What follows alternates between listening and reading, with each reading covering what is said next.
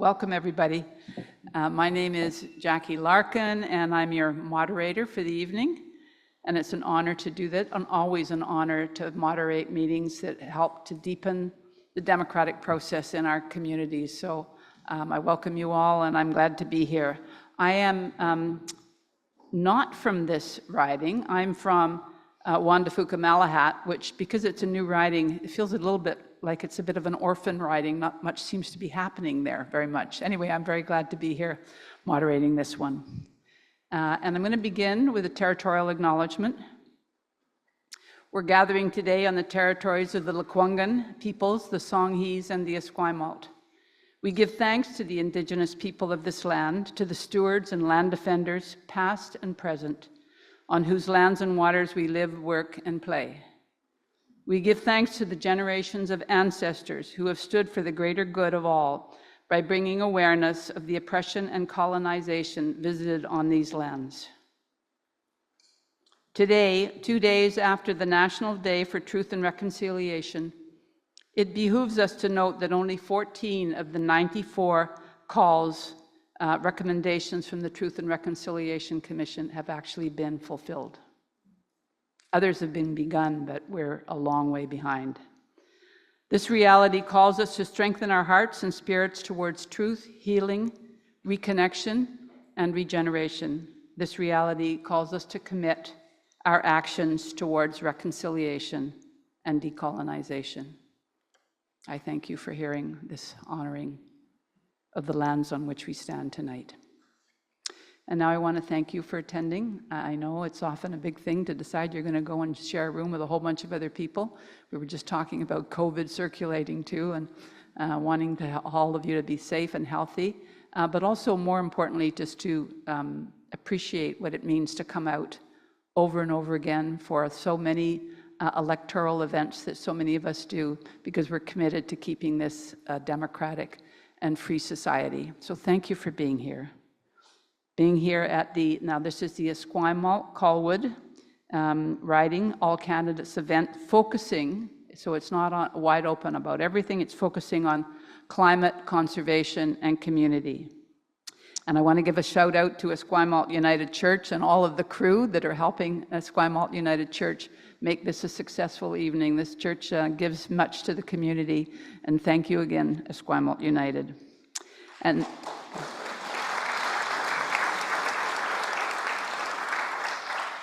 I also want to quickly read the host organizations, the folks who have been really, I tell you, hustling busily over the last month or so to make this event happen and to publicize it. And that includes the Citizens Environmental Network in Colwood, Climate in the Arts, Creatively United for the Planet, Esquimalt Climate Organizers, Esquimalt United Church Justice Team, the Gorge Waterway Action Society, and the South Island Climate Action Network. Let's give them all a hand. Thank you so much. I want to note also that some folks are participating on Zoom, so this whole event is being recorded. So you need to all know that, if that's a concern for you. And there will be, for those on Zoom, there will be a recording available afterwards. I want to also now move to welcoming our two candidates who've been sitting patiently and quietly at the front here for a few minutes. Camille Curry from the Green Party, there's Camille on your right, and Darlene Rochford from the New Democratic Party. Thanks to both of you, not only for participating tonight, but for stepping up and offering yourself as representatives of the society in which you live, in a world where being a politician is not always easy. In fact, can be very challenging. So thank you for being here and doing what you're doing. The Conservative candidate, John Wilson, was invited but declined to attend, stating he has a business meeting. He was also offered the opportunity to provide written answers for the main questions, but no responses were received by noon today. As our organizing committee feels that it's important to hear from all parties, we have asked a member of our team to read some of the policy information verbatim, I'm underlining that, verbatim, from the BC Conservative website. We were not able to find responses to all the questions on their website, but we found a number. Please also note that these statements do not always directly respond to the question asked because they're put in a policy way, but we've tried to extract some of the information. It's the best we could do. To be clear, the person, Judith, who is going to be doing the reading, is not a member of the Conservative Party, nor is she representing the Conservatives in any way. So I hope that's clear to everybody. What we're doing is a little unusual, we know, so we want to take a moment to explain it. For the two candidates on the stage, we asked you to focus on solutions, what you and your party would do for the betterment of the people of this riding. You will have a few moments to challenge the other party candidates on their record and that of their party, but we're hoping that you will focus on what you would like to see happen and what you will work for. So now I'm going to explain the format for the evening, so buckle up because I'm going to do this really fast and I will repeat it at the moments when it needs to. So you don't have to remember all this, but this is the flow of the evening. I'm going over the overview of the agenda right now, and then the candidates will introduce themselves, and then we will hear all the questions, not all of the questions, a number of the questions that the 6 hosting groups have put forward. The two candidates on the stage and the person reading the relevant sections of the Conservative Party platform will have in those situations 1.5 minutes to answer. Next, following that round, which will take about 30 minutes or so, we will have what we're calling a lightning round of yes, no, abstain answers. And they will only be put to the two candidates that are on stage that are here. So a very short question will be put to them. They'll be asked to answer yes, no, or to abstain. At the end of that process, which is a quick process, they have a few minutes to explain some of their answers to those questions, but not to all of them because it would take too long. And then we will go to questions, as we put it, questions from the floor, but they're actually written questions that you've already put up there. You can also, without having to write them, go to the mic, and I'll explain more about that when we get to that. And we will also take questions from the folks on Zoom. So there's 3 ways that questions are coming in. You can imagine that that will mean too many questions for us to be able to handle. So we have a team back here who are sorting the questions that are written, and they will also sort the ones that are brought in through the Zoom process, through the Q&A, to try to amalgamate some of the questions to try to get the main themes out. We'll do the best we can, but we'll probably only have time for about 10 audience questions by the time we get there, so I'm just letting you know that. Most questions, the candidates will have 1.5 minutes to answer, not all of them, but most, and if it isn't 1.5 minutes, I'll let you know. The timing process, we're using visual paddles. So Jane and Eleanor are the timing team, which is a very important role to keep things moving. So the candidates will get a 30-second paddle, and then they'll get, and when the stop goes up, we're asking you to finish that sentence and then stop. Okay, I know that's hard to do, but that's what we're asking you for. More generally, in terms of guidelines, we ask everybody, both the candidates and all of you in the audience, to enter this process with the spirit of respect and curiosity about what other people might be thinking and saying, other parties might be thinking and saying, to deepen the kind of dialogue that this society so deeply needs, in my opinion. So we encourage curiosity to improve communication. It's okay to clap, but we will not. We would not like you to start calling out or jeering or in any kind of way verbally putting down a position that you don't like. You can just not clap if you don't like the position. Okay, so are we ready? Are the candidates ready? So each of the candidates has 2.5 minutes to introduce themselves, and we ask them to introduce themselves by saying, something maybe about their qualifications or suitability for the role of MLA, and what would be your top 3 priorities if elected, or what personal actions demonstrate your commitment to reducing greenhouse gas emissions, or one climate solution that you're passionate about. So we're not sure what they're going to say, but those were sort of the broad parameters we gave. Okay, Darlene, go for it. me get my glasses on. Thank you all for coming. I'm very happy to be here with you all, especially since it's walking distance from my home.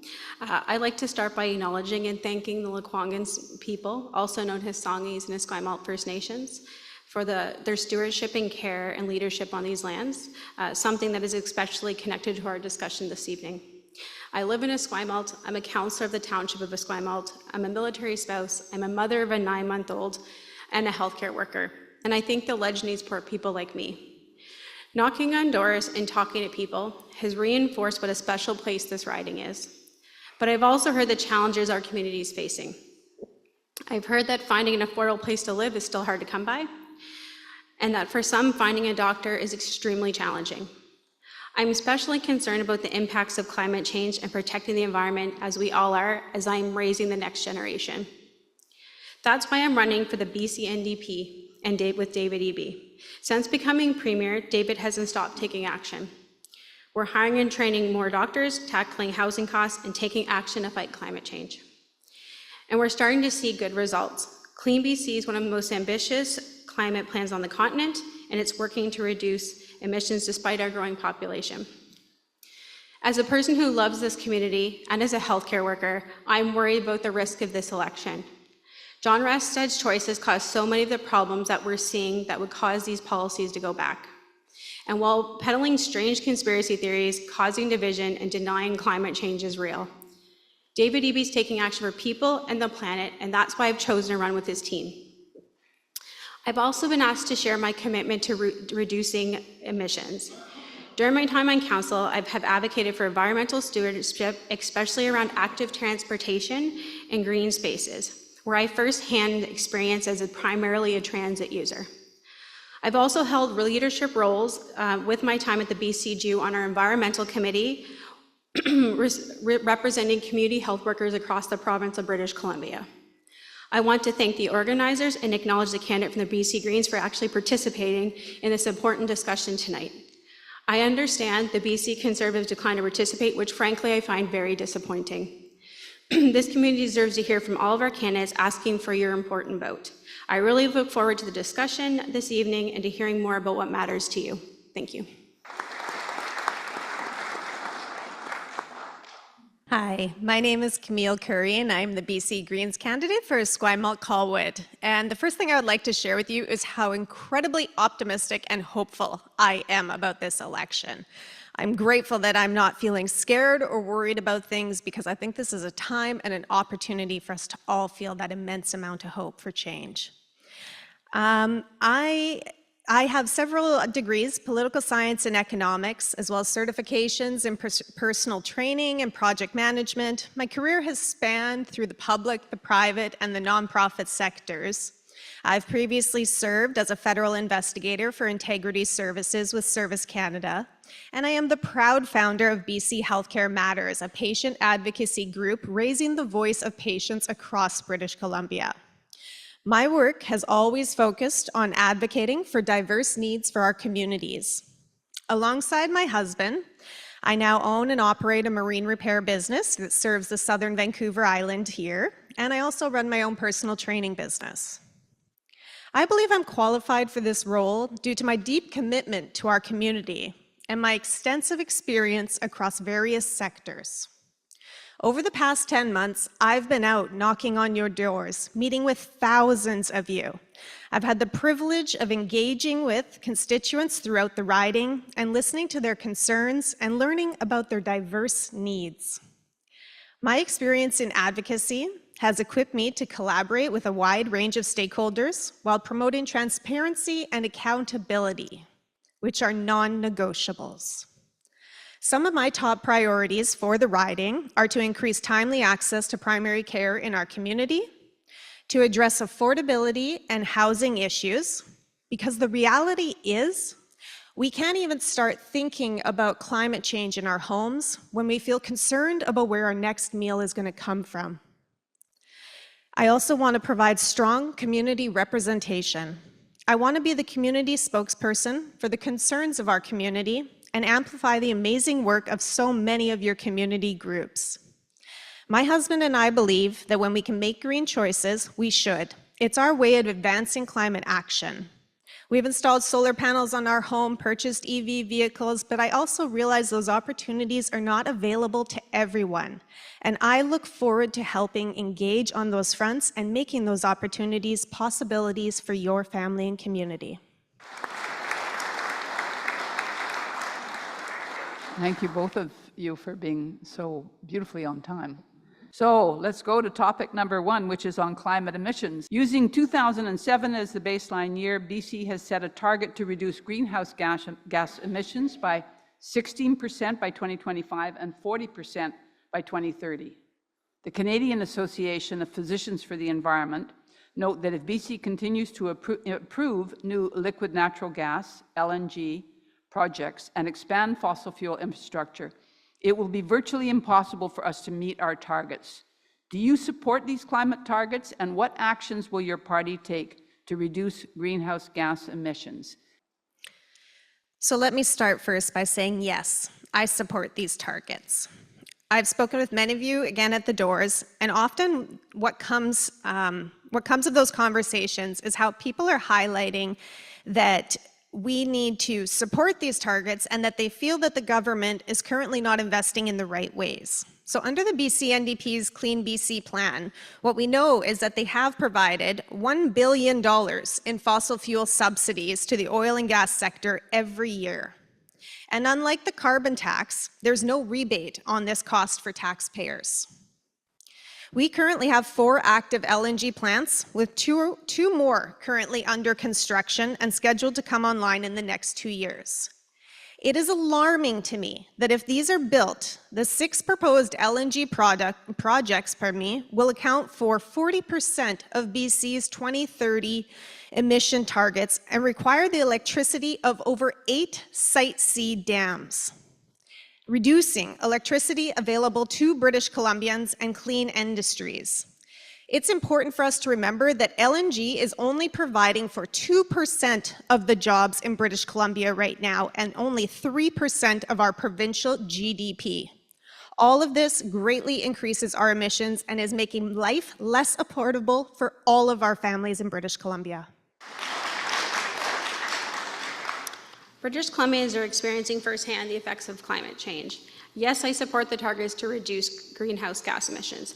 The BC NDP worked closely with the Green Party to develop Clean BC, our comprehensive climate plan. And we're taking action to ensure that the oil and gas industry fits within our climate commitments and to support new opportunities in clean energy and technology. We've passed the Climate Change Accountability Act, a legally required government accountability on emissions reduction targets.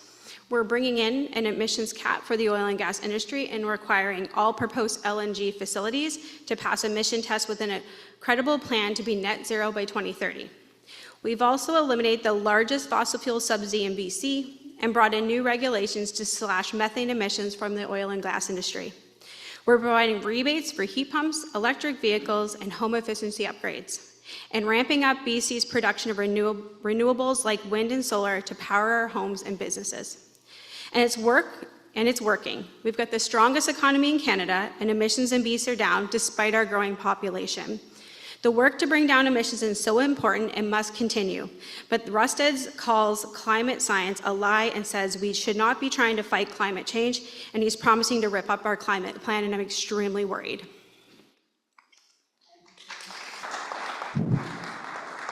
Thank you. And now, Judith, who will just go by the name Judith. Just a reminder that all of the information that I'm reading out comes directly from the BC Conservatives website. So I'm going to read some information from a November 2023 news release, because I don't find the climate policy on the Conservative website at this point. So this is a quote from John Rustad. "Our changing climate is real, and man is impacting our climate. Anthropogenic warming from CO2 is also real and is one of hundreds of potential factors when considering our climate. However, British Columbians are not facing an existential threat from our changing climate. It isn't a crisis. In fact, our changing climate is not the most pressing issue facing us in BC or around the world.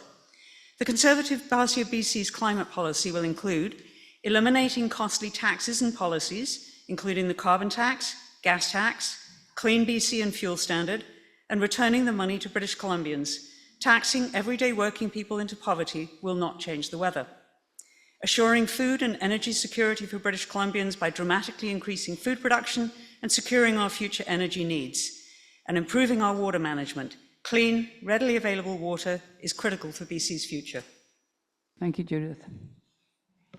Okay, now we'll move on to the second question, which is on climate adaptation and emissions. The climate is already having consequences in this region and province-wide. Local impacts include extreme heat events, wildfires, impacts from wildfire smoke, and major flooding events. Salmon and many other species struggle with rising temperatures. Rising sea levels will impact our coastal community. How do you and your party plan to mitigate and adapt to the consequences of these climate impacts in the Esquimalt-Colwood riding and elsewhere? There is no response from the Conservatives, so Judith will not be offering any of their material on this one. And let's go with Darlene, please. Thank you.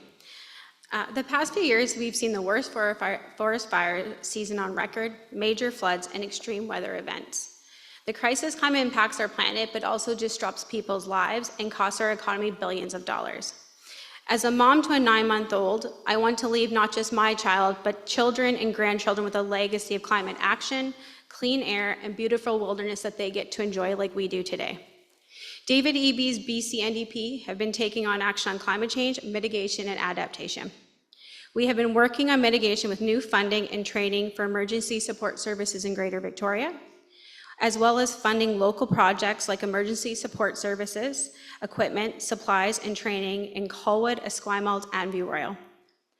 But we also need to adapt to get ahead of climate change. An example of this is our Community Emergency Preparedness Fund, supporting communities across British Columbia for risk resilience and climate adaptation projects.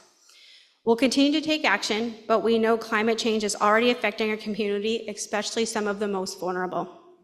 Unlike John Rusted, who denies the science of climate change, has promised to completely abandon BC's climate action plan. We know to keep communities safe, we need to believe in climate change. Thank you, Darlene. And Camille, over to you. Thank you very much for the question. I will agree, this government has been taking a lot of action, but they're actions that are Band-Aid approaches to clean up the messes that they're leaving behind. I also agree that the Conservatives and NDP have a very similar approach to a lot of issues around this topic, which is flip-flopping, which is backpedaling, and which is rushing to headlines just for attention.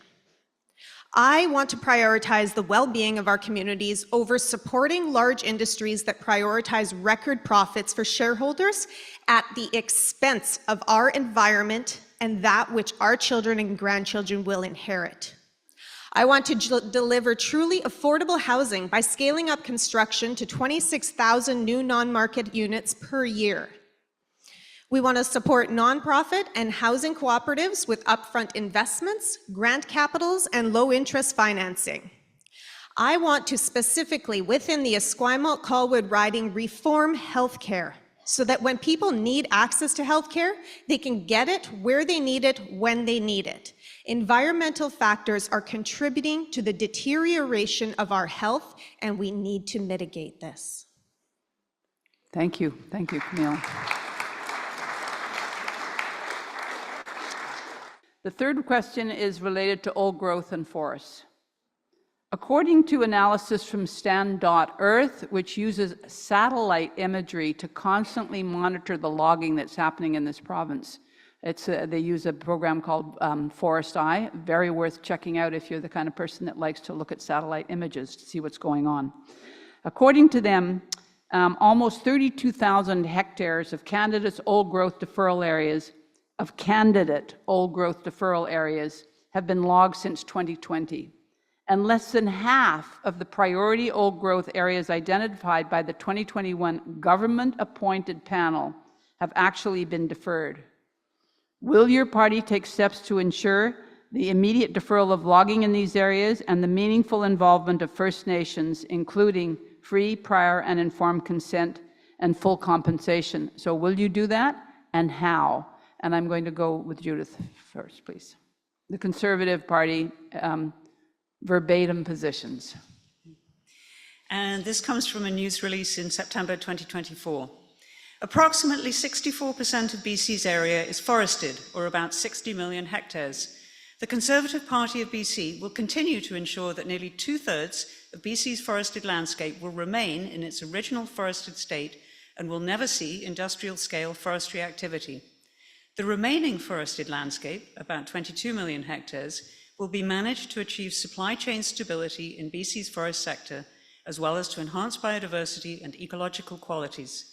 The Conservative Party of BC will define the land area that will be prioritised for the harvest of primary forest products.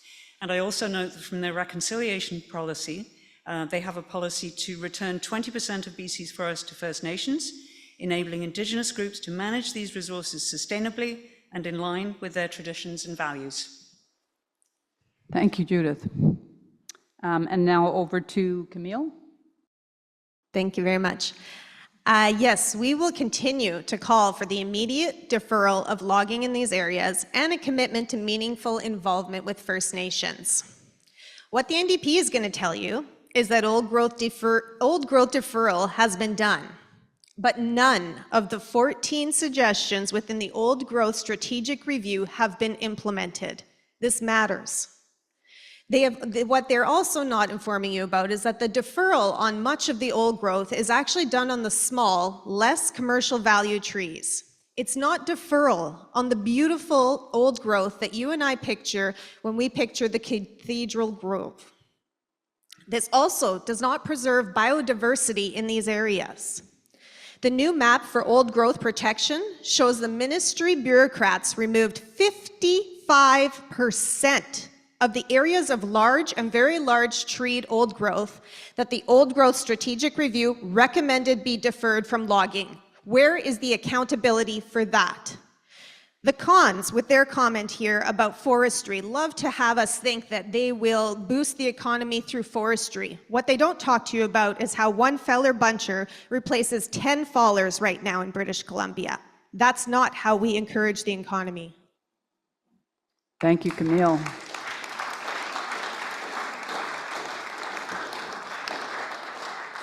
And over to you, Darlene. Thank you. BC is home to some of the most beautiful and majestic forests in the world. BC's forests are part of who we are, and we want to preserve them for future generations. We are taking action to conserve more ancient forests for our children, our grandchildren, and support sustainable local forestry jobs for workers and communities. We work with First Nation title holders to defer logging for over 2.4 million hectares of BC's most at-risk old growth.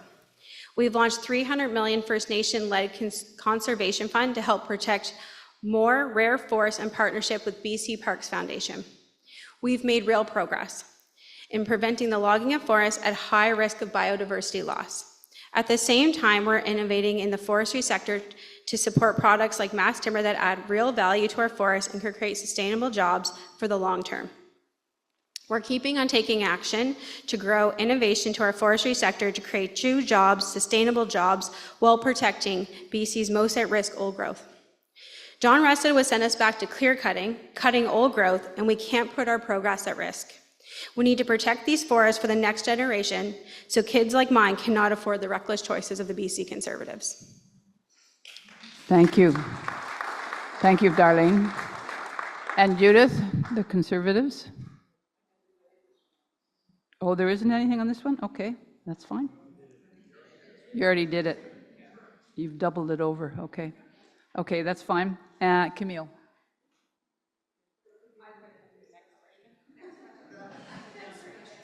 You both did. Oh, you know what happened? I slipped over to the next one to pay attention to it, and now I forgot about the fact that we were ending that one. Thank you. That really helps you. Thank you very much. Okay, well, we're going to move on to the next one, and I will have you on, Darlene, first on this one, and then Judith, and then Camille. Okay, in 2023, Canada and BC, with First Nations, signed a nature agreement to reach the goal of protecting 30% of lands and waters by 2030. As well, the BC government released a draft biodiversity and ecosystem health framework that would prioritize biodiversity and ecosystem health while also supporting healthy communities and economies. What steps will your party take to protect BC's species and ecosystems? In particular, how would your party protect high-risk ecosystems like low-elevation old-growth forests and grasslands when these lands are prone to logging, agriculture, and development? So this question does overlap with the preceding question. And so we'll start with you, Darlene, on this one. We are fortunate to live in a place that's the greatest diversity of wildlife, ecosystems, and habitats of any province or territory across the country. I know British Columbians care deeply about our natural environment, and we want to see lands and water protected for years to come. I also know the important work must be done in partnership with First Nations and local communities to conserve our natural environment and support sustainable economic development. David Eby and the BC NDP are taking action alongside First Nations communities and partners to both conserve nature and support sustainable jobs. This includes delivering over $150 million to protect watershed, estuaries, intertidal zones, and critical salmon spawning habitats, preventing marine pollution and boosting marine conservation like the Great Bear Sea, launching a $300 million First Nation-led conservation fund in partnership with the BC Parks to help protect more rare forests, putting in place unprecedented deferrals and protections with old-growth forests in partnership with First Nations. David Eby and the NDP will keep action to move forward for conservation. We are committed to conserving 30% of BC by 2030. John Russ has been clear, there's too much conservation in British Columbia. They will reverse our progress. This is something that we cannot let happen. Thank you, Darlene.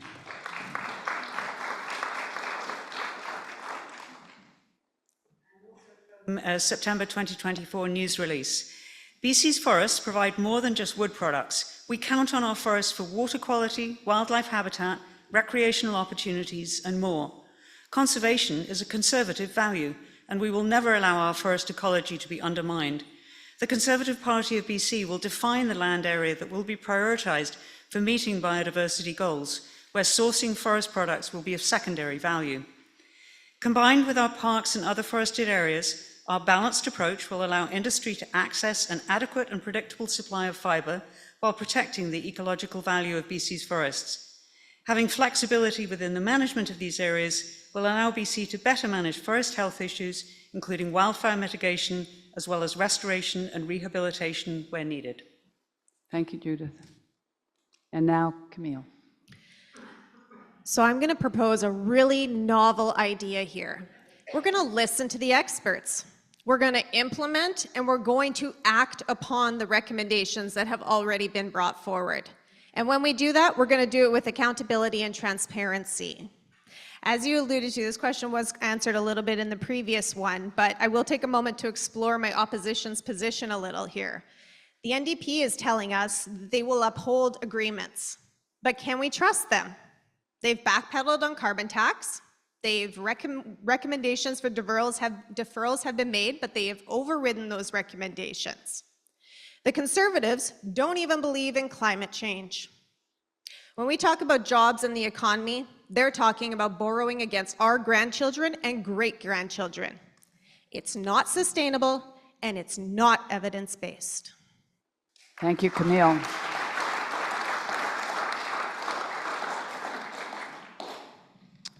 So moving on to a more general question about climate justice and health.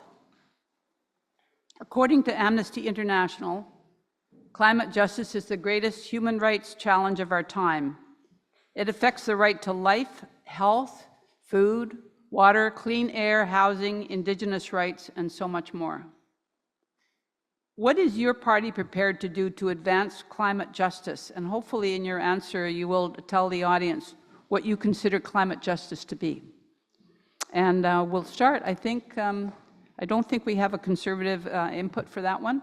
So, Darlene? We've lived through the worst forest fire season on record, major floods, droughts, and extreme weather events. Climate change is affecting all of us too often as the most vulnerable who are mostly affected. Too many people are living paycheck to paycheck, and the impacts of climate change continue to drive up costs. We'll continue to support people and protect their rights. In 2019, the BC NDP government collaborated with Indigenous people on the Declaration of Rights in Indigenous Peoples Act, the first legislation of its kind in Canada. We're taking action to fight climate change while building a clean economy with good-paying local jobs so no one gets left behind. David Eby canceled Rusted's tax for the top 2% and gave it back to people through BC Hydro rebates and bill credits, free transit for kids under 12, a renter's rebate, and capping rent increases and eliminating MSP premiums. And David Eby just announced his plan to deliver a $500 tax cut for individuals and a $1,000 tax cut for the average family household, because we understand the pressures that everyone is facing. Whether it's at the grocery store or the rising costs as a result of global inflation. We'll continue to take action on climate change, making life more affordable and reconciliation, because we know it's building a stronger province and a brighter future for everybody. Thank you, Darlene. And now Camille. So climate change has a number of impacts on us as individuals, as a community, as businesses. And we want to focus on the root causes. When we're talking about climate justice, climate change, health, these are basic needs. We need to be talking about the basic needs of the people in our community. Your right to healthcare, your right to safe drinking water, your right to housing. The provincial government's responsibility is to your health. We have an aging population. Their medical needs are increasing. We have an affordability crisis and a displacement crisis due to climate change. Canada may be less impacted by climate change than other parts of the world, but this is no reason for us to stop reducing emissions and adapting to a changing climate. It's also a reason why we will continue to see more people coming to Canada. In the face of all this, we absolutely need our government to be focused on making evidence-based decisions that make BC a more livable and accessible place to be. The NDP have proven themselves to change their plans based on the flavor of the month, and the Conservatives believe that cutting social services is the answer. Thank you. Thank you, Camille.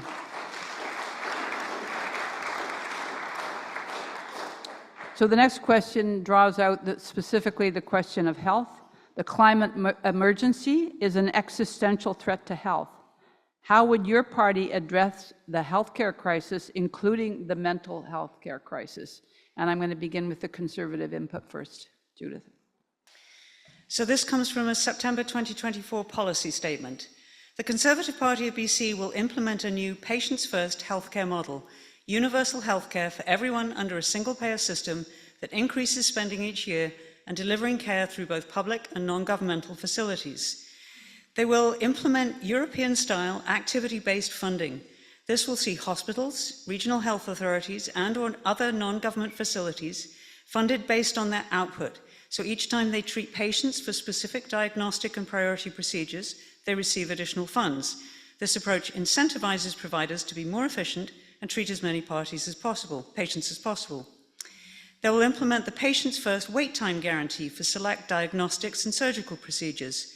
If diagnostic or medical procedures exceed medically recommended wait times, patients would be able to access care at a pre-approved facility out of province and be reimbursed according to a set fee schedule. They will pay for patients in the public system to receive quality healthcare services in non-governmental clinics for specific priority procedures and diagnostic services, and help British Columbians get a family doctor. Thank you, Judith. Okay, and Darlene? Great. As a frontline healthcare worker, this question is very close to my heart. I've been working in healthcare for almost 18 years. I've seen firsthand that we're facing some really big challenges.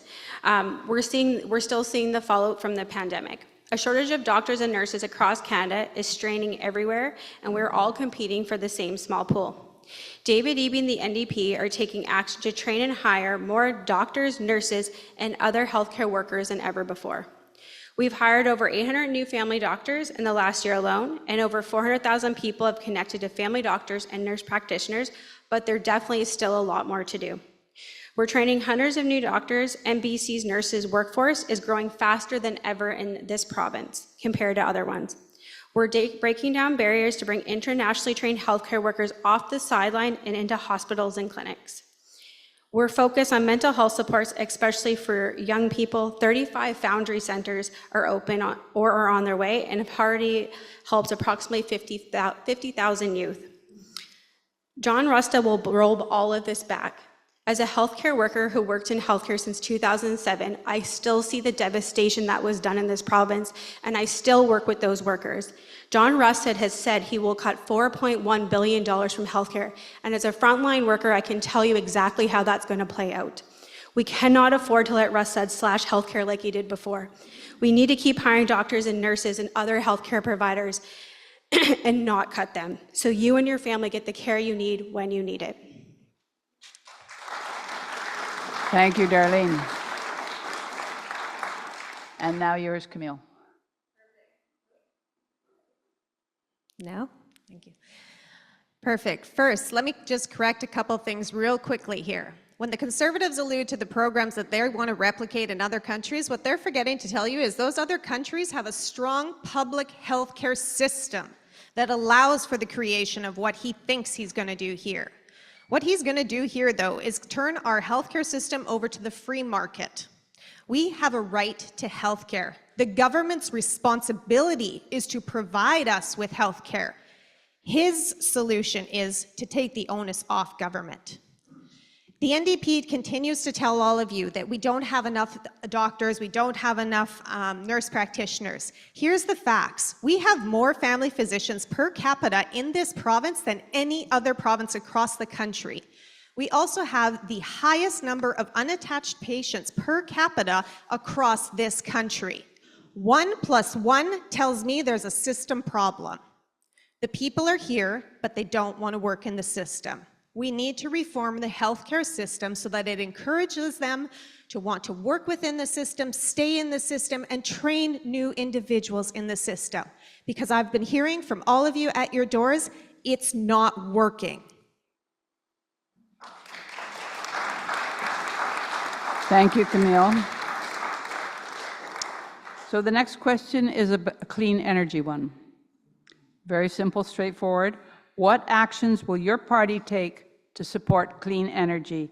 And the order of speaking will be Camille, Darlene, and Conservatives. New Brunswick, Newfoundland, Nova Scotia, and Quebec have all banned fracking. We need to follow suit. Oil and gas industry in BC used 6 billion liters of water last year and got a break on the cost of the water. Unlike you and I, who are paying full price every time that water bill arrives at our houses. We will stop public funds from being used for BC hydro infrastructure that supports LNG projects. Existing LNG projects will be required to cover their own electricity generation and transmission costs. Prioritizing BC's energy resources for residential use and sustainable industries. We will invest $20 million annually in small-scale distributed solar projects with a goal of having solar account for 15% of electricity generation by 2035. And I can tell you it's sure nice when I get my power bill. We will invest in deep energy retrofits of existing buildings, making them more energy efficient, reducing long-term energy costs, and we will invest in the future of our communities rather than stranded assets. Thank you, Camille. Darlene. Thank you. British Columbians are experiencing firsthand the threat of climate change. David Eby and the BC NDP are taking action to fight pollution and take better care of our community while building a clean economy with good-paying local jobs. Our new energy action framework will create good jobs and build a clean economy that works better for people, respects First Nation, and protects the climate. We're creating a clean energy and major projects office to fast-track investments in clean energy and technology. We're ramping up BC's production of renewable like wind and solar to power our homes and businesses. We're providing rebates for heat pumps, electric vehicles, and home efficiency upgrades. John Rusta denies that climate change even exists. It's hard to have a serious conversation about climate change with someone who doesn't believe in the science. The world is heading to a low-carbon future focused on clean energy. We need to be a leader in that clean energy and future, but under John Rusted, we'll all be left behind. Thank you, Darlene. And Judith has a few words to add into the mix. They're not her words. And this is from a policy statement that was released yesterday. So the policy statements include: the Conservative Party of BC will reverse plans to ban natural gas heating and non-electric vehicles. BC needs more resilience in its energy mix, not less, and people should get to choose what technology works best for them. Consider all power sources that could keep BC's energy mix independent, low cost, and green. Work with First Nations as partners in BC's energy future. Following the international scientific consensus that nuclear is one of the very few ways to reliably produce clean electricity at the scale needed to sustain modern living standards, the Conservative Party will amend the Clean Energy Act to allow for nuclear power in the province's energy mix. In addition, they will get the most out of our hydroelectric dams by supporting BC Hydro in capital upgrades that add capacity and extend lifespans, analyze the business case for geothermal power generation, support the development of alternative renewable energy where and when the economics make sense for BC, including wind, solar, and run-of-river hydroelectricity, and support the expansion of hydrogen production and refueling capacity as long as taxpayers can realize a return on investment. Thank you, Judith. So we've come to a shift in the program. There are a number of other questions that the sponsoring groups have put together, but because we want to mix things up a little bit and get to audience questions too, I'm going to put those questions aside, see if they overlap with ones that are coming from the audience that have written, and right now I can tell you that 2 of them have, so we're on the same track, so we'll get to them. But right now, we're going to do what we're calling the lightning round. So lightning round questions are questions that invite a yes/no answer. We recognize that sometimes folks feel like they can't say yes or no, so they have the right to abstain if they want. These questions will only be put to Darlene and Camille, obviously not to, because we do not have a Conservative representing the Conservative Party in the room. The questions, you can't see them from there, but they've all been written down on that flip chart, and the person who's there will write down the yes, no, or abstain letter, so that you can, if you wished, in relation to these answers, take a photo with your phone afterwards so that you don't have to try to write them down, all down now. Everybody with me on what we're doing there? Okay, here's the lightning round, and what I'm going to do is, rather than flipping back and forth, I'm just going to say, Camille, you're first, Darlene second, and we'll just do that all the way through, if that's okay. Okay, the first is, do you support aligning BC's climate plan with the science of the Intergovernmental Panel on Climate Change? Camille. Yes. Darlene. Yes. Second, you're with me okay here? Yes, Stephanie? Okay, good. Are we facing a global climate emergency? Absolutely. Yes. Yes, and we already know what the Conservative position is. Judith said that earlier. 3, do you support seeking legal compensation for the harm caused by the fossil fuel industry? For example, suing big oil as California is doing. In other words, should polluters pay? Camille. Yes, and quick shout out to View Royal for being the first to sign on to that. Darlene. I'll abstain. Abstain, okay. Then there will be an opportunity at the end for the candidates to do a little explaining if they want on these quick ones. 4, fracking pollutes groundwater, produces methane, a highly potent greenhouse gas, destroys ecosystems, and harms human health. Do you support fracking? No. Abstain. Abstain. Okay, so no from Camille, abstention from Darlene. Number 5, do you support, as a priority, strong legislated protection for species at risk? Yes. I'll pass. Abstain. Abstain, okay. Sometimes I'm not quite hearing you. My apologies. Okay. Would you support, this is number 6, funding transit and active transportation, brackets, cycling, walking, rolling, instead of highway expansion in this region? Camille? Over and over again. Yes. Okay, Darlene. I'll abstain. Abstain.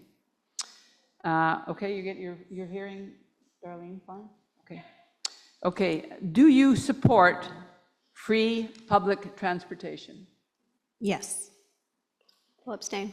Abstain. So a yes and an abstention. Number 8, 10 tons of highly toxic solid waste containing plastics and forever chemicals are produced daily in this region. Do you support zero waste alternatives, such as turning our solid waste into saleable, toxic-free resources, such as biochar? Camille? Yes. I support exploring zero waste alternatives.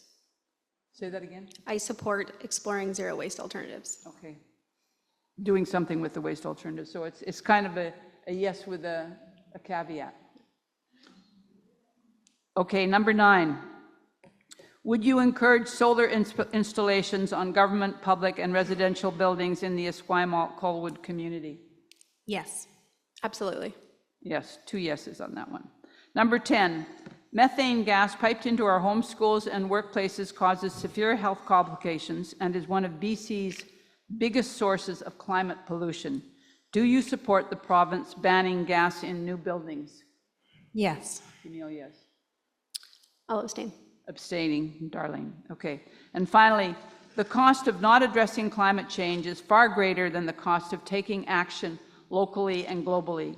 Is your party prepared to commit the funds needed, brackets 2% of BC's GDP, or approximately $8 billion per year, not a small amount, to drive down emissions? Camille. Unfortunately, I'm not part of a party that's privy to full transparency from the Ministry of Finance, so I can't answer that with a simple yes or no. So you're abstaining? Yeah. Yes, okay. DB has a robust plan to fight the climate crisis, has made historic investments. Has made it what? Historic investments. Historic investment, okay. So what do you want us to put down? You can put abstain. Abstaining, she abstains, okay. All right, so, yeah, okay. So the candidates now have each 3 minutes. So this is a little shift in the timing for our timers. 3 minutes to explain anything they want to say about the answers that they gave to the lightning question. So they can cover one, or they can cover as many as they want in the 3 minutes. So Darlene, are you okay about going first? Okay, you're on. The BC NDP worked closely with the Green Party to develop Clean BC, our comprehensive climate plan, and we're taking action to ensure oil and gas industry fit within our climate commitments and to support new opportunities in clean energy and technology. We've passed the Climate Change Accountability Act to legally require governments accountable on emission reduction targets. We bring in an emission cap for oil and gas industry and requiring all proposed LNG facilities to pass emission tests with credible plan to be net zero by 2030. We've provided rebates for heat pumps, electric vehicles, and most efficiency upgrade. We're ramping up BC's production of renewables like wind and solar to power homes and business. We'll continue to take action to conserve habitats and your wildlife, and it's working. We've got the strongest economy in Canada, and emissions in BC are down. David Eby has said we will make big polluters pay. I know David Eby has a vision for the province that includes clean energy. He's taking action alongside First Nations to protect critical habitats and support species. As someone who uses transit 95% of the time, I'm a strong believer in funding transit and our active transportation plan, as I supported it during my time on council in the township of Esquimalt. We've made transit free for youth, and we have BC Bus Pass program, and will continue to support public transportation. I support exploring zero waste alternatives, like I've said earlier. As part of Clean BC, we have a target to reduce emission in our buildings, and our commitment is by more than half by 2023. The work to bring emissions down is so important and must continue. But John Rustic calls climate science a lie and says he would not be trying to fight climate change at all. He's promising to rip up our climate plan and thinks protecting lands, forests, and wildlife is nonsense, and they would reverse our progress of our critical work that we've been doing. Thank you, Darlene. Thank you. You packed a lot into the 3 minutes there, Camille.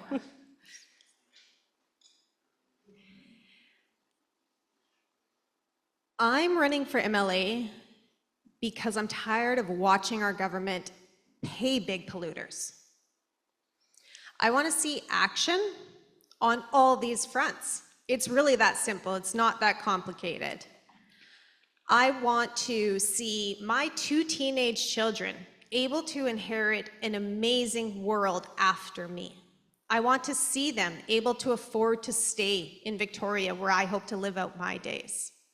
I want to see them embracing public transit as an amazing way to get around Victoria, as a way to get to the jobs where they can earn the money, where they can eventually, hopefully, afford rent somewhere in Victoria, where they can establish themselves as independent.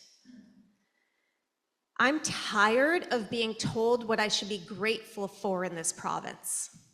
I know what's affecting me that I don't feel grateful for. I'm hearing at the doors what's affecting you and the challenges you're facing, and I want to make a difference. I want us all to inherit and live within a British Columbia that we can be grateful for, that we can be proud of, and where we can all embrace taking care of each other and the next generation. Thank you, Camille.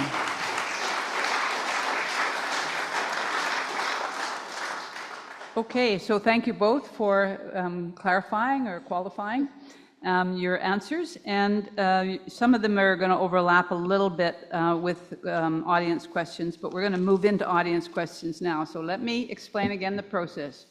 We're going to alternate between written questions, which you may have put in on the wall when you arrived, or you can still continue to write them and hand them to anybody that's, who will be watching for. There you go, Carol, to hand them. Carol will just wave to her and she can pick them up from you if you have any that you add.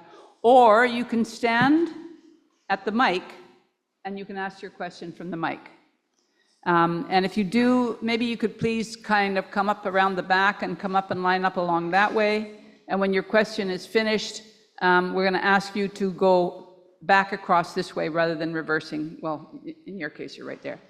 So we're going to go back and forth, and I'm going to start with a question, a written question, which we either received from here or has been amalgamated with questions that come in from the Q&A on Zoom. So the one that I'm going to start with is, as an MLA, how would you support BC's commitment to the United Nations Declaration on the Rights of Indigenous People? The goals of UNDRIP, in other words. And I'm going to start with you, Darlene.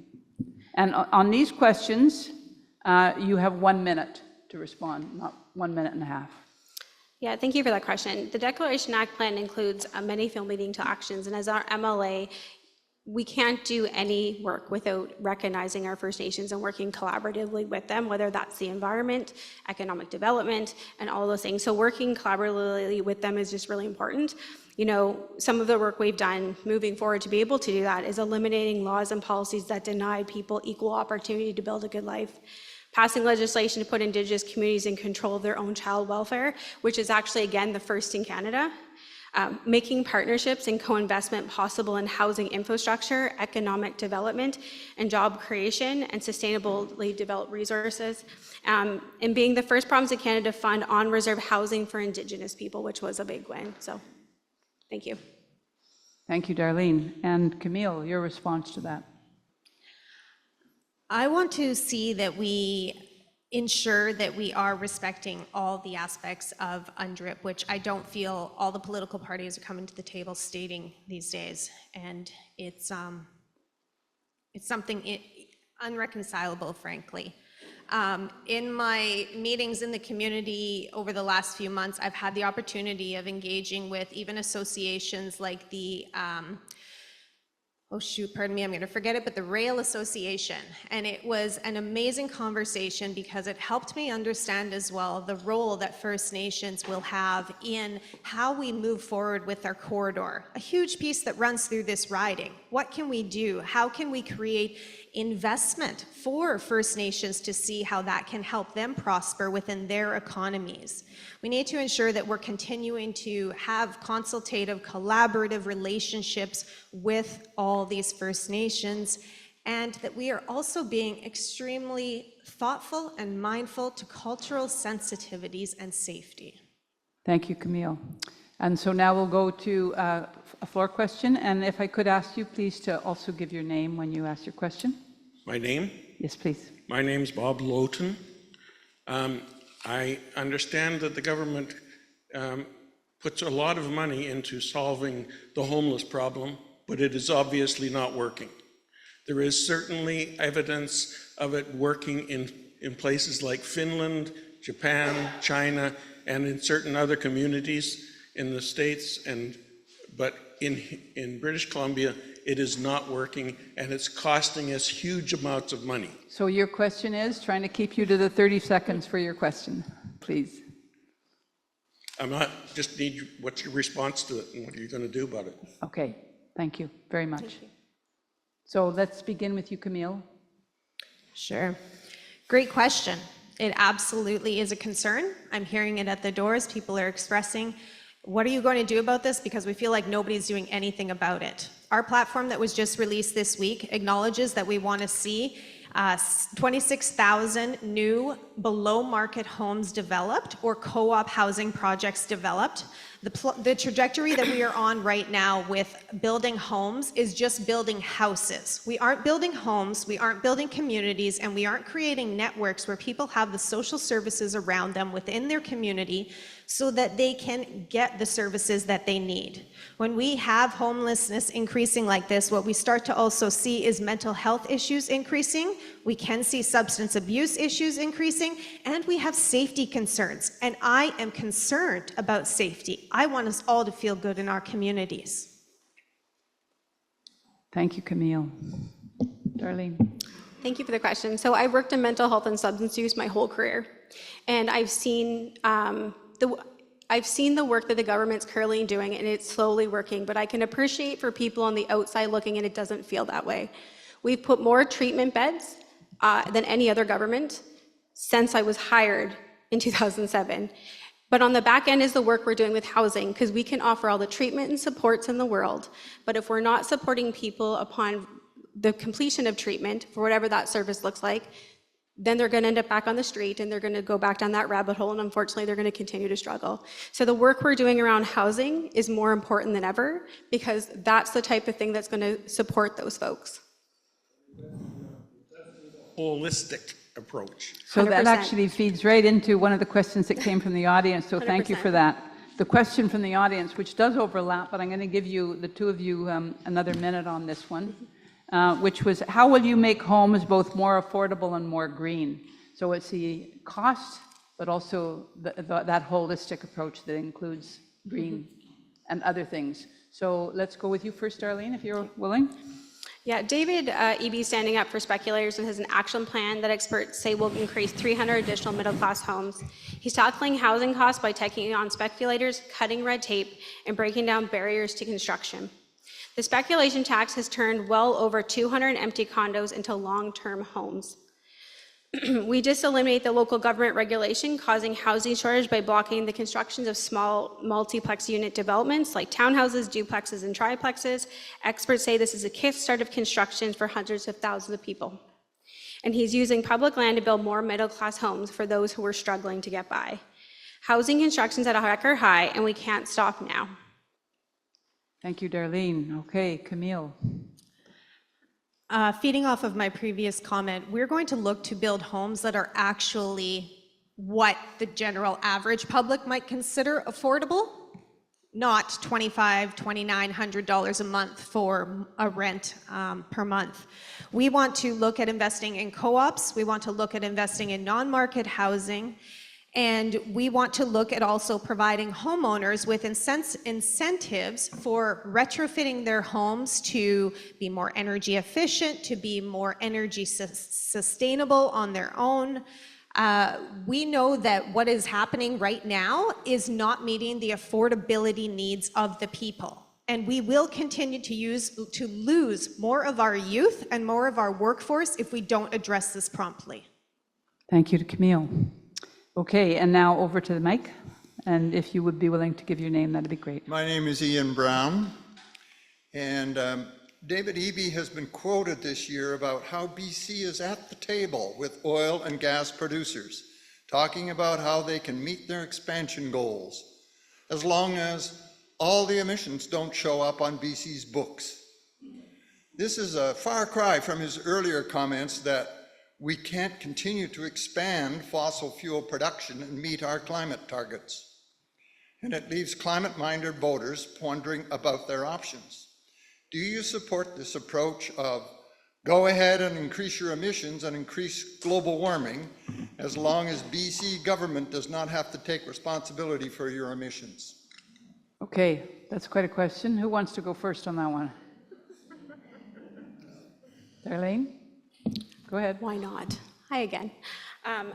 David Eby's goal and commitment is by 2030 to cut emissions. As someone who has a little one, I generally worry about the future. I come from a province that has been gutted by the environment. For no one, I'm from Nova Scotia, for anyone who doesn't know, and I grew up in a town that was built on pulp and paper, was built on tires and industry, and I've seen firsthand if we don't make change, what will happen.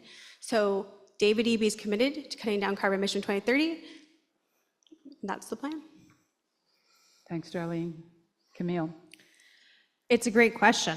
And what I'll add to it is just a number, right? We're at $800 million to $1 billion per year. This government is subsidizing the oil and gas industry. Just think of all the things that we could address with $1 billion in our community right now. Your question raises concerns that I've been hearing at the doors, which is that people don't know if they can trust what this government is saying, because there's too much backpedaling occurring, such that what the people are actually looking for now is somebody that can come forward, have a strong voice, and hold this government's toes to the fire. We need accountability and we need transparency, and it is the only way that we can go forward with this. Thank you, Camille. Thank you to the questioners for coming with some big questions here. I'm going to take now another one from the written questions, and it fits right into this last discussion. Where do you see the funding for green energy infrastructure coming from? I'll give that to you first, Camille, and then Darlene. I like numbers because they help inform me with evidence. So here's another number for you. Over the last year, the bureaucratic expenditures of the government core has increased by $7 billion. That's 1 year. Since the NDP has been in government, it's gone up 31%. So I don't need to put too much thought into where I think that we could do some reshuffling of funds. As I mentioned before, I think as well, we absolutely need to have the conversation about whether we should be subsidizing corporations that are marking record profits. People in our communities are struggling to feed their children. Our food banks are at the highest demand that they have been in generations, and we are continuing to prop up profiteering. Thank you, Camille. And Darlene. Thank you for the question. As still a fairly new candidate, some of these things, I'll be quite frank, I'm still moving forward on and learning myself. 3 weeks ago, for anyone who doesn't know, I was asked to run. So I will have to do a little more of research on my back end and get back to you, Graham. Thank you. Thank you for that clarity, Darlene. Okay, and go ahead. Do you want the mic raised up for you? I'll crouch a little. It's okay. Okay. My name is Graham Tarling, and my question is, in a time of unaffordability, British Columbians do not want to see tax dollars going to pay the hidden costs of risky new fracking and LNG projects. 72% of NDP voters said in a recent poll that the electricity generated by Site C should be used for BC homes, not new oil and gas facilities. Will you offer even more subsidies to the oil and gas industry, or will you make the gas industry pay its own way and walk away if expansion proves uneconomic without these hidden taxpayer-funded subsidies? Okay, so thank you for that. That was one of the lightning questions, or very close to it, but nevertheless, you can repeat again or elaborate on your position. I'm going to give it to you first, Darlene. Yeah, thank you for the question. You know, we've launched an independent scientific review of the hydraulic and fracturing and implemented improvements to water monitoring and acquiring mapping based on our recommendations. DAVD being the NDP are committed to continuously improving the regulations governing oil and gas sector based on the latest science, best practice, and our community input. Some of the things that, we will ensure that the needs of the environment communities are always prioritized. Allocating water for industry use, requiring water use applications to be reviewed by experts to ensure the protection of water flow for fish, future water supplies for commitments, maintaining laws that prohibit the release of fluids from hydraulic fracturing to the surface or to water bodies, including potable aquifers, increase the use of recycled or flowback water by industry that can reduce waters used by over 50% of new technology, restrict or suspend water use by industry time during to work through drought as needed for individual watersheds. Thank you, Darlene. Camille. Thank you for the question. I think it's an amazing question, and I think it wraps around to what we've been talking about within a lot of these questions today, which is affordability. And I am absolutely committed to looking for every way that we can ensure that we are addressing the affordability issues of the people within our community. I've said it several times, but I'm happy to repeat it once more. The subsidies to oil and gas must end now. We need to make the polluters pay. They claim to be saying that they're doing that at the BC NDP, but we have not witnessed that. I also want to just enlighten everybody to one key aspect of how health relates into this, which is that checking water safety in our wells actually has to be done by our health authorities. Our health authorities, which are short on supply of people of all kinds, that water testing is not getting done these days. Thank you, Camille. Thanks for the question. So now I'm going to go to one of the written questions and then over to you. This is a fairly wide open question, so you'll have to figure how you'll want to make entry into it. What strategies will you implement to ensure that equity-deserving groups, including BIPOC and low-income communities, have equal access to opportunities, resources, and decision-making in your policies and your climate politics? Pretty wide open. And I'll go with you, Camille, first, please. Yeah, that's a great question. And I think honestly, the best answer that I can give to you at this time is that it's an area where obviously I don't necessarily have personal experience. And so what I would do is to look to consult with people within the communities that form those groups so that we can consult with them to ensure that we're understanding how we meet their needs, how they're affected. It also reminds me of the many associations that I've met with over the last couple months that are within your communities already. And I would love to continue to use their knowledge to help meet these needs and to help inform us. We won't always know everything. No MLA should ever tell you they know everything. We should be willing to learn and listen. Thank you, Camille. Darlene. Great, thank you very much. Coming from the labor side of things, I've had the opportunity to sit with groups that you've mentioned in here, and the point of that is it's about collaboration. Because if you don't experience something firsthand, then you're not going to look at it the same way from one of those groups. So making space for them at all decision making, to me, even as a local government official, is really important, especially around, we have in the Township of Esquimalt like a disability group now looking at our rec centers and all those things and what's important so that everyone has equal access, because everyone's a part of our community. And we need to ensure that as an MLA that we continue that work with all groups. So, thank you, Darlene. Okay.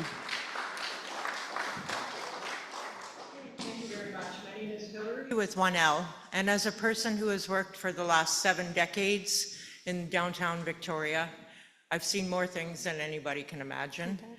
As a people person, my heart goes out for the people that I work with. So my question really is about involuntary care.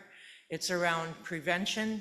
It's around working with all of the municipalities to create a better life for people. Our welfare rates are too low. They don't match what is out there. We don't have anything out there. Affordability is 30% of your income. When it's over 30%, that's just crazy. I could talk all night. Anyways, my thing is people, and my thing is involuntary care with compassion. And how do we be a part of the solution and not part of a problem? And can I just clarify, the question you're asking is, are the candidates in favor of involuntary care or in favor of involuntary care with compassion? Are they or not? Are Okay. they, what is there for prevention, for taking care of people, for doing all of that? Okay, all right. Thank you very much for your question. Let's go with Darlene first on this one. Great, thank you for the question. And as someone who, I appreciate your work, and I can only imagine some of the stuff I've seen myself. Absolutely, people are struggling with severe mental illness and addictions, coupled with brain injuries from repetitive overdose that's still not really touched on, especially from when you talk to organizations, the Victoria Head Injury Society, and trying to support people with treatment when they're making impulsive decisions because of their head injury, and what does that look like? Many of the people are risk themselves and others, who've repetitively done that, and I see them cycle through programs because they just can't get there. It's not they don't want to, they just can't. So 100% in support. And to your point on housing, as I said earlier tonight, we need a full spectrum approach to mental health and addiction to support everyone where they're at, because there's also a narrative which is concerning that if you have a mental health, you have an addiction. So we need to look at supporting those folks as well and meeting them where their needs are at, because I've also heard on the doorstep that they're like, well, that doesn't apply to me. And as a healthcare worker, that honestly breaks my heart. So, yeah. Thank you, Darlene. Okay, I have Can I sorry, answer? Camille. Thank you. Sorry, distracted trying to read the other questions here. That's My okay. apologies. Thank you very much for the question. I think that it's really important for us to make sure that when we're having the conversation about involuntary care, we're having the conversation as well about voluntary care. And we're ensuring that we're talking about whether people have the access to voluntary care. Involuntary care already exists in British Columbia. I also hate this narrative suggesting that it's not something that's already being done here. It is being done here. We lack the wraparound services to actually help integrate those people back into their homes and into their communities, and to lift them up so that they can also become productive members of our society again. So I would love to keep talking about how we increase voluntary care and mental health services in this province.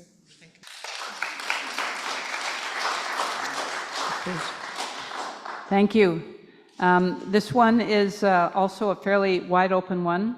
What are your strategies to integrate nature-based solutions into all future developments, both urban and rural, to mitigate the risks such as heat islands and flash floods? I'm missing a word here. Okay, I will try my best. In regards to like urban centers, since my time on council, when we're looking at new builds and I'm looking at one of the recommendations is green space. As we're looking at development and just adding concrete buildings, that's not really the solution either. Encouraging people to build parks as well as making green space for children as we're looking at developments are just some of the things on my time on council we're looking at doing. And I think, that's probably the best way from like an urban standpoint when we're looking at some of our community sectors. Thank you, Darlene. Camille. Thank you for the question. It's actually very interesting that recently I met with a couple environmental groups throughout the riding, and a number that they brought to my awareness that was absolutely astonishing is when they shared with me that I believe it was thousands of consultations that took place with experts around nature-based solutions with the government while they were developing the new housing strategy plan. And yet none of it was implemented into the bill for the new housing strategy. So I would love to see incorporation of those suggestions brought forward by the experts in their field. Otherwise, what is the point of doing the consulting if we're not making use of the experts? Thanks, Camille. Over to you.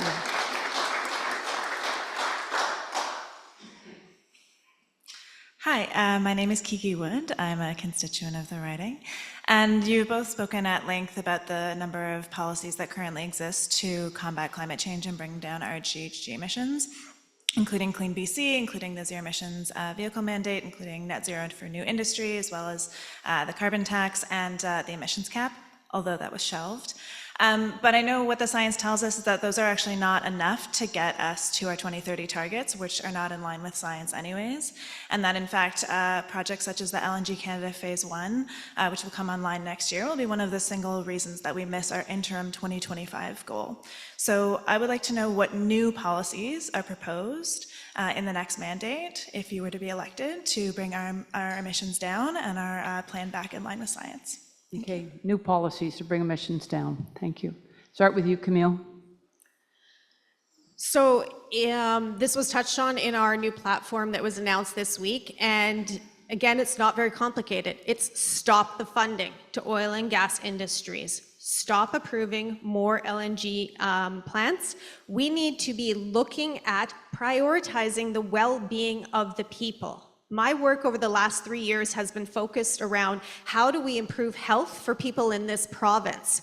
And people think that just means access to the health care. It's not about just the access. It's about how do we take significant measures to ensure that we are preventing progression of disease, sickness, or environmental factors that are making us sicker as a population. It's alarming that Minister Dix said 1 out of 2 of us will develop some form of cancer. Thank you, Camille. Darlene? Thank you for the question. As our platform hasn't been announced yet, I don't want to give you inaccurate information, to be fair. What I can say, though, as a mom of someone in our community and raising the next generation, I personally have an investment to make sure that we're leading a cleaner environment for my kid, because when I look at her, most of what I do is for her. So happy to take your information, though, as our platform unfolds and I get more information, and make sure I'm reconnecting with you, though, before I leave here tonight. Okay. Thank you, Darlene. I'm now going to go to a question that was actually from our group, the organizing group for this, which we haven't touched on this one really yet, so I'm going to bring it in. Increasing consumption of plant-based foods and reducing food waste are very effective ways of reducing greenhouse gas emissions. What steps would your party take to create more local, healthy, equitable, and sustainable food systems in this region? And I'll give you 1.5 minutes on this, if you can also address the question of what do you think about encouraging a less consumption of meat, which was another question there, and more consumption of plant-based foods. But the first question is more about what's your agricultural policy. Start with you, Darlene. Thank you for this. As anyone who's ever seen me in Esquimalt, I'm always at the Esquimalt Farmers Market, making sure we're supporting local as well as much as possible and our local farmers. So David Eby invested historic $200 million in food security to support our local producers to grow their business and become more resilient with climate change impacts. This includes supporting for local food processes and a replant program to support growers to switch to climate resilient varieties.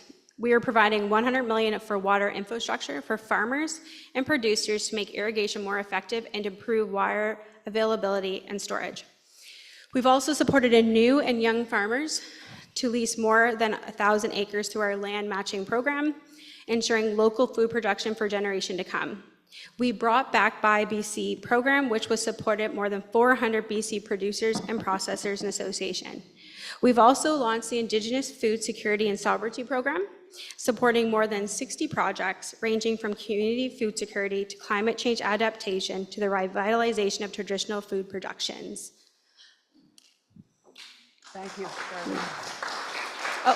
Thank you very much. And Camille. Perfect. I love small businesses. I'm a small business owner. My husband's a small business owner. Vancouver Island thrives on small businesses, medium-sized businesses, and we are not doing enough to prop them up and support them. For too long, provincial agriculture policies have benefited large corporations and prioritizing exports at the expense of local food systems and the economic well-being of family farmers. We want to shift our focus towards strengthening local food networks and supporting those who produce food. In part of my endeavors to understand this subject matter more over the last couple months, I've connected with small farmers as well to understand, or pardon me, those even looking to get into small farming. And it will surprise nobody in this room to learn that one of the largest barriers is the cost of land.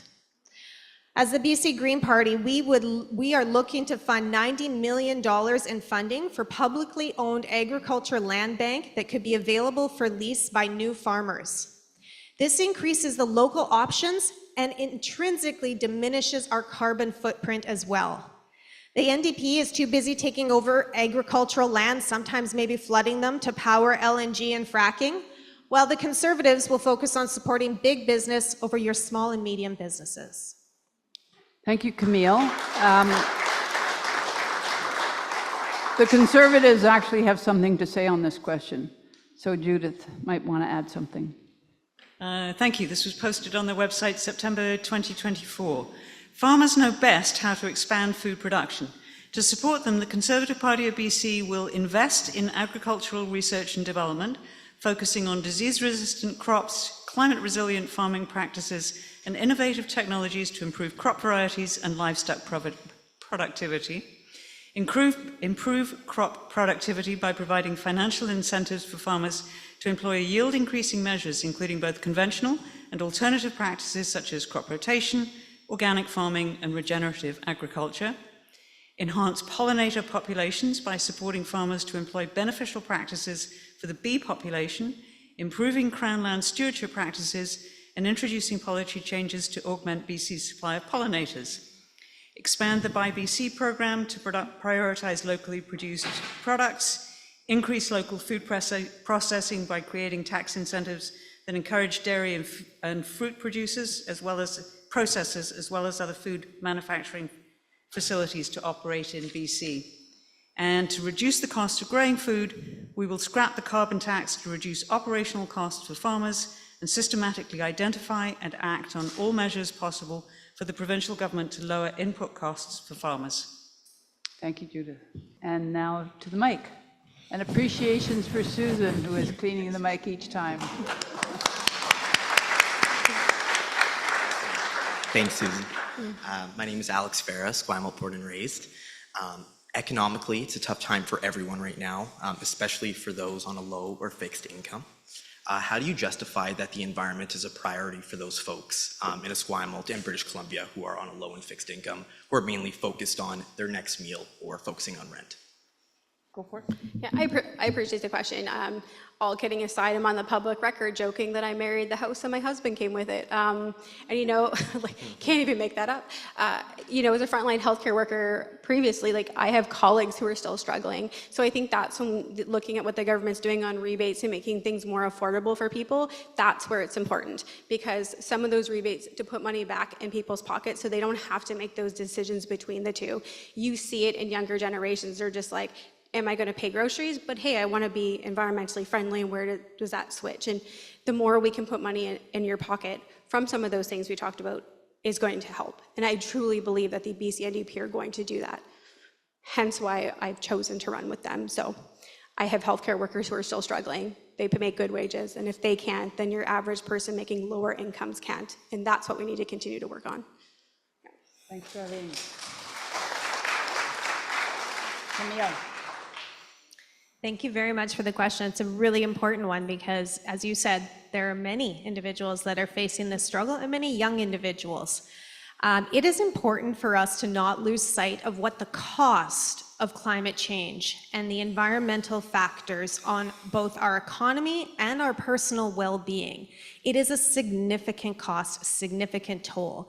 So while I absolutely understand that it's hard to talk about climate change when we're worried about how you're going to buy the groceries next month, we are looking to address the environmental impacts so that we can actually make life more affordable for you. If we move some of the subsidy money over to healthcare, that means when you're at your job and you're sick, you can actually go to the walk-in down the corner and get yourself well within 24, 48 hours maybe, not 5 or 7 days or 18 hours later after you've sat in the ER. So all of these things need to be done in conjunction. We need to make sure we're taking care of every part of you and all your basic needs. Okay, thank you, Camille. Thanks for your question. So it's 25 to 9, and I do want to give an opportunity for not only closing, but a little bit of back and forth between the two candidates. So we're going to take the 2 more questions at the mic and then 2 more from here. So 4 more questions.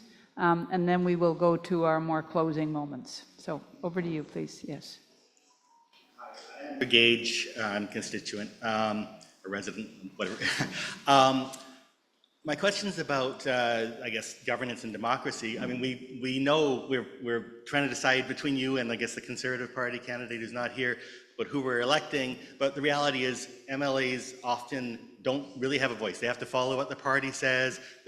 Particularly with these two main parties, they can get very polarized and just trying to be taking positions. What would you do, or what would you encourage your party to do, or what is your party doing to make sure that all of the people who are elected have a voice so we can get good ideas from the environment? Because every party has environmentally minded people who can bring something to this conversation. How do we make sure those voices get heard, private members' bills get debated, and committees work properly so those voices can be heard? Okay, was that clear enough to you, the question? Both of you? Are you clear on the question? I was going to clarify myself if you weren't. Okay, No, all right. we're good. Camille, you can go, please. This question has come up a lot when I'm knocking at the doors, and I think we're at over 7,000 doors or so now. So it has been repeated a lot, and I absolutely understand people's concern. But I want to remind everybody how I also started this evening, which is that I think this election is an opportunity for us all to feel hope and not fear, and not voting out of fear. The opportunity that you have by electing me as a Green Party candidate, I don't even need to do anything to earn this or to change the party. Part of the Green Party policy is that we get to speak independently for our community. Green Party MLAs are not whipped on votes. We are able to have consultative relationships with our party and come to often agreements, seeing things the same way. But if we don't, we are allowed to speak up for what we know is best for the people that we are representing. And there is great value in that, because many of you at the doors have shared with me that when you saw the best NDP governance was in 2017, when the BC Greens were holding the balance of power because we held them accountable. Thank you, Camille.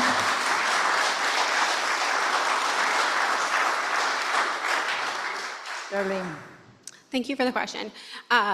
I'm part of a team, but within that team, we have to work collaboratively. Coming from local government, I've seen not just how we need to work together in a local government, but with provincial governments and federal governments. By personality, I am someone who wants to work collaboratively, because if I don't know the answer, then I can guarantee you someone else does. And that's how you make informed decisions, and that's how you work together.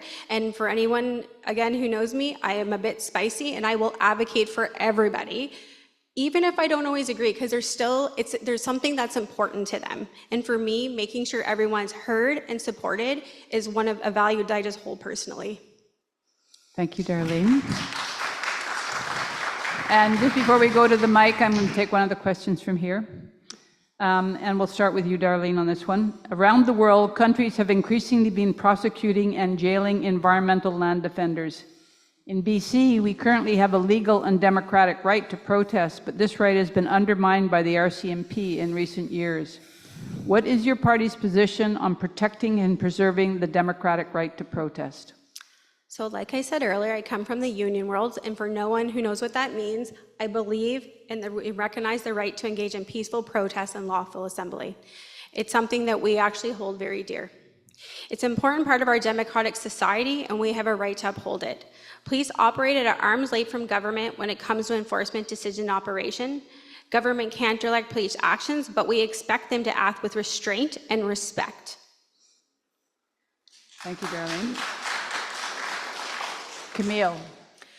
I'll answer this question from a personal perspective, because I very much understand the importance of the right to protest firsthand. The organization that I founded, BC Healthcare Matters, was able to utilize strategic protesting to raise the public pressure, to influence the government, to make the changes to the family doctor payment model.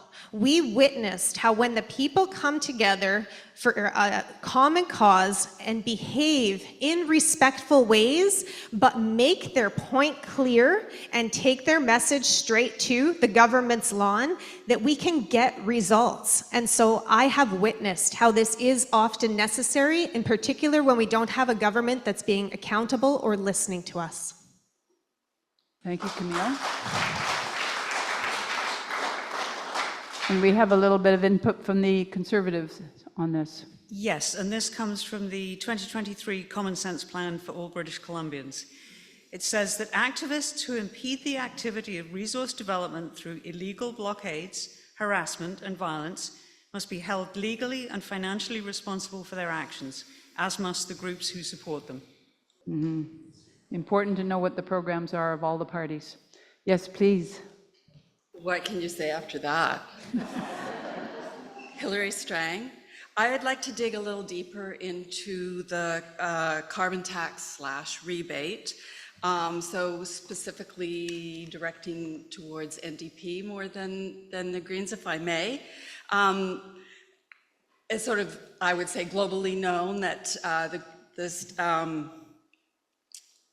carbon tax is very productive, but also in terms of BC specifically, my understanding is the government has many clean programs from over billions, I think it's around $4 billion a year from the carbon tax and rebate. And I'd like to know specifically what a government intends to do to replace that tax. Thank you for the question. We do the strongest climate action strategy in the country, and we're doubling down on that. And with the carbon tax, we're making the right people pay, the big polluters.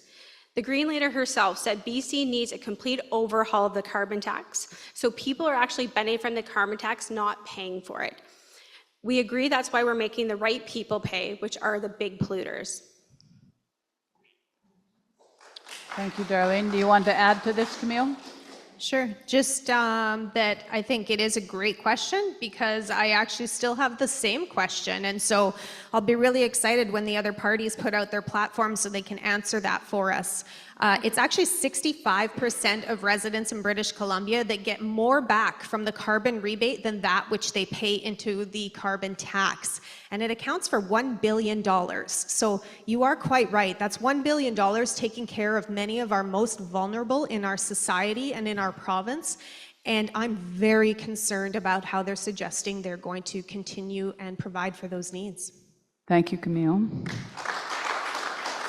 Here's a 30-second question to both of you. And I'll start with Camille. What kind of supports will you provide for people living with disability and their families within the community? So right off the bat, we absolutely cannot continue to allow people with disabilities to live below the poverty line. It is atrocious and it is shameful. And if you don't know that already, you should read about what it is that they make. It's alarming. We are looking to raise that. We have just released that in our platform to increase the rate that disability payments. I also personally have people with disabilities in my family, and I have been witness to even clawback factors that exist for disabilities, and I want to continue to move forward on that. It's not okay that we continue to take from those that are the most vulnerable. Thank you. Thank you.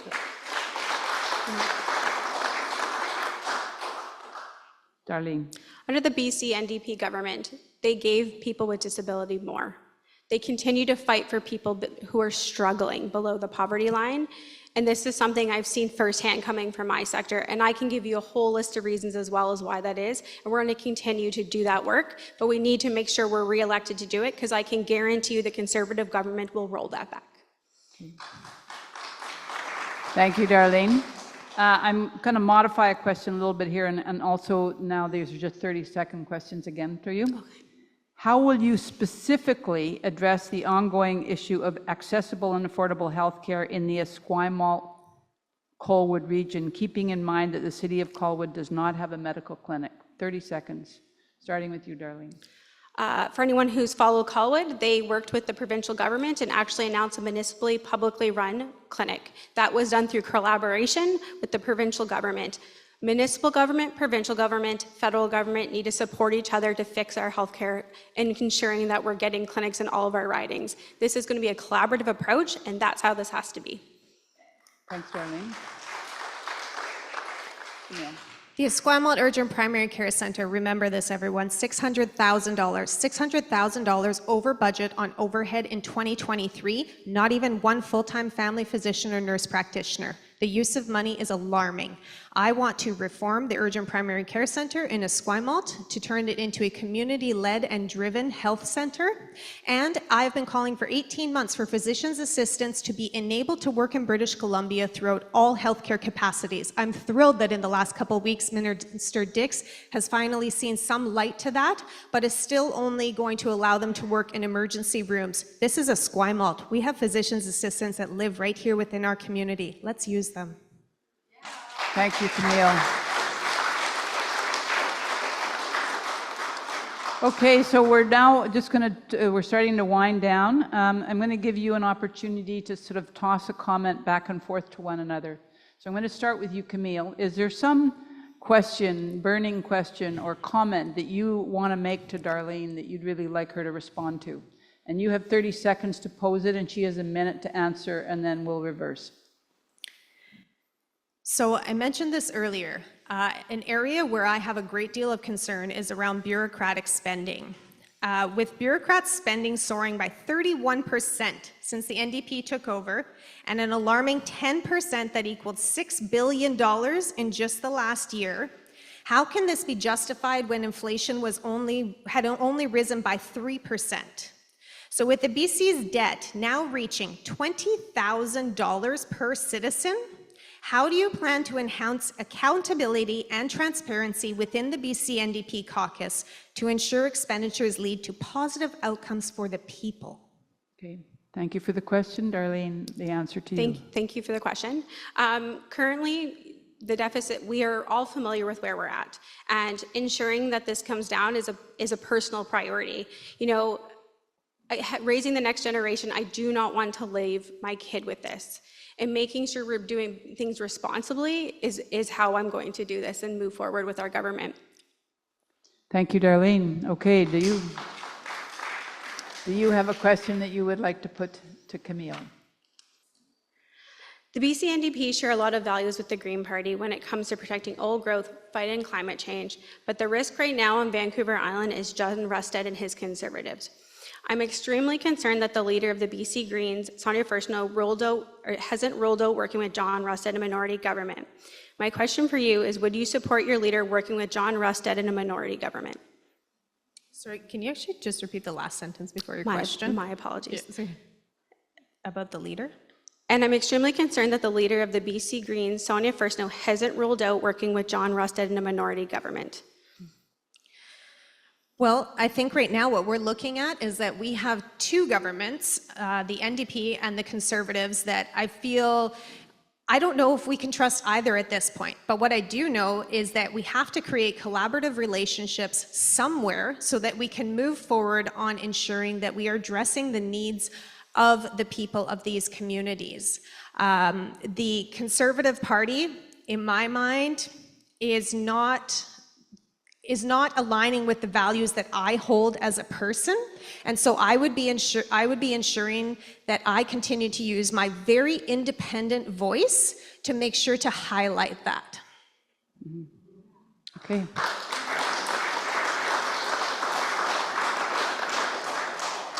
So I want to thank the candidates greatly for, you've done a lot of talking tonight. We've put a lot of questions to you. And hopefully some of the issues are becoming clear to all of us who are here. And so we're going to just go into closing remarks now. Each candidate has 2.5 minutes to say whatever they want to say, and then we'll do a little bit more closing, but it won't take long. So let's go with you first, Camille, please. Just 1 second, my page has got all messed up here. I would first like to thank the hosts and for all those that sponsored this event. And I would very much like to thank the NDP candidate for being here, because this is a very important part about our democracy.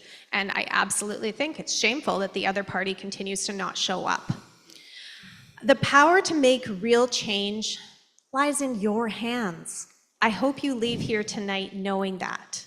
This election is your opportunity to send a strong message to the next government that you want your voice heard and you deserve to be represented by someone who will step up and speak up for you. The challenges we face require leaders who are not only passionate, but ready to act on your behalf. This election is about more than just policies. It's about who will fight for meaningful change, transparency, and accountability. I am committed to being that voice for you, fighting for better healthcare, resilient communities, and bold climate action. Together, we can build a future that reflects the values and needs of all British Columbians. Your vote absolutely matters, and with it, we can create the change we all need to see in our communities. Thank you very much for being here this evening. Thank you, Camille.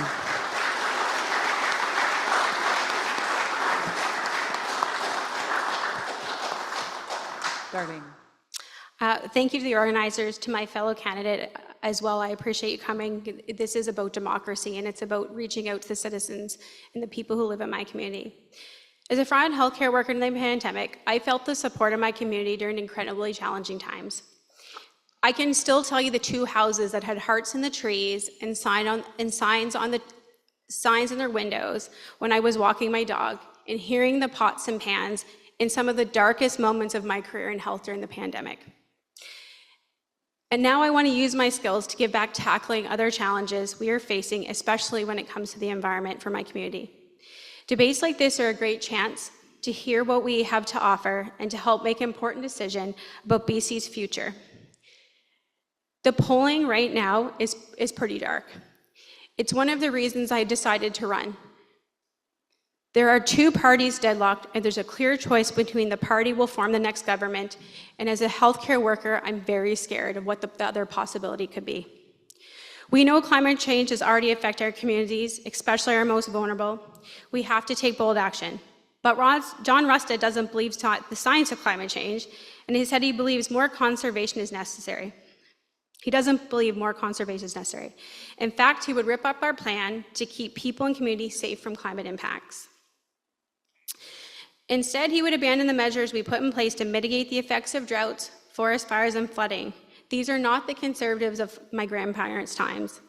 It's one of the reasons I'm running to be your MLA and why I've chosen to do so as part of David's EB team.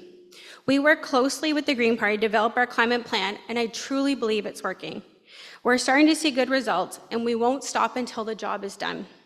People on our planet deserve better. You deserve a team who's going to take action for you day to day, and that's my commitment as someone from this community. Thank you.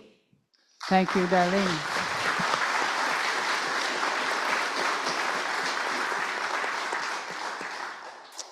So I'm going to do some closing appreciations. It'll only take a couple of minutes. So I want to begin by thanking again the hosting groups. I won't read their names out. Some of you know some of the groups, but I really want a full appreciation for the amount of work it takes to put on a meeting like this. You know, the meeting happens, it happens in 2 hours, but it's days and days of organizing and negotiating on how that question is going to be put, and is that the right question, and what's the order of the question, and how many questions do we get to put in compared to what the audience gets to put in. Believe me, it's a lot of work. It's a lot of work.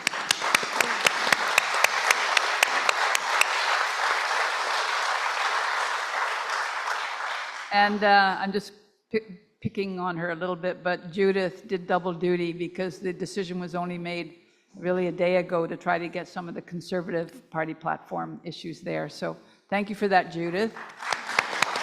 And I'm going to ask the volunteers who helped put this on that are in the room still to stand up so that you can really see who they are. Just stand up and turn around and give a clap to the rest of the audience.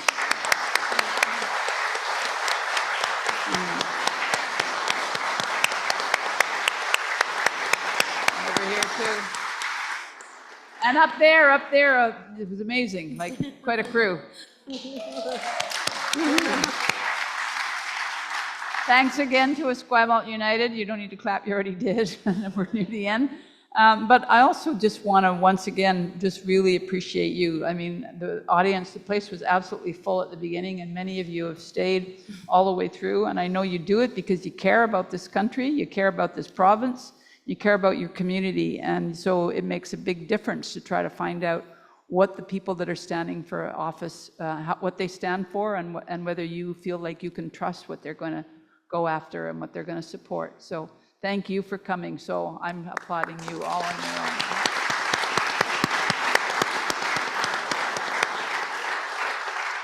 And of course, I want to thank the candidates who have put everything on hold. Running for political office is like, okay, nothing else is really happening except knocking on doors and going to all candidates' meetings. And, you know, I don't know if it means eating hot dogs or not, but maybe veggie burgers, or I'm not sure. But it's a lot to expect. And of course, if you win, you will continue to put everything on hold for the next number of years. So thank you for your stepping up.